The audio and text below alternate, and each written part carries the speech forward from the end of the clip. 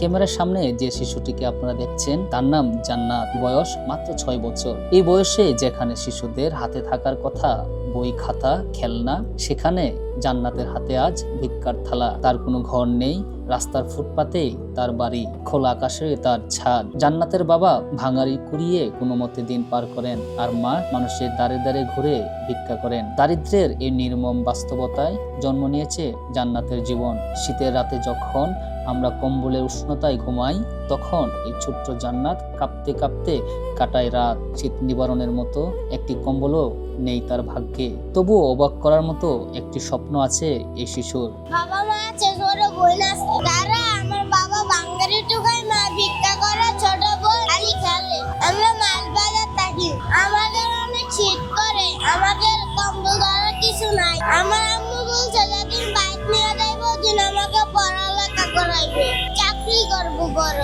চাকরি করে আম্মু সংসার চালাবো, আম্মুরে বড় লোক বানাবো। আমি একটা কম্বল কিনবো, দেখতে আমার এই কয়টা টাকা, এই কয়টা টাকা হইব না, এই কয়টা গাছ।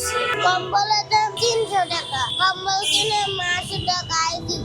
আজ সে ভিক্ষা করছে, কিন্তু নিজের জন্য নয়, একটি কম্বল কেনার আশায়, যাতে শীতের রাতে একটু উষ্ণতা পায় সে আর তার পরিবার। প্রশ্ন থেকেই যায়, এই শিশুর স্বপ্ন কি কখনো পূরণ হবে, নাকি ফুটপাতেই হারিয়ে যাবে জান্নাতের শৈশব? মানবিক সমাজের কাছে আমাদের প্রশ্ন, জান্নাত কি শুধু ভিক্ষুকই হয়ে থাকবে, নাকি সে পাবে একটি কলম, একটি খাতা আর একটু ভালোবাসা? ক্যামেরায় আশিককে সঙ্গে নিয়ে আমি মোহাম্মদ সোহেল রানা, ঢাকা প্রেস, ঢাকা।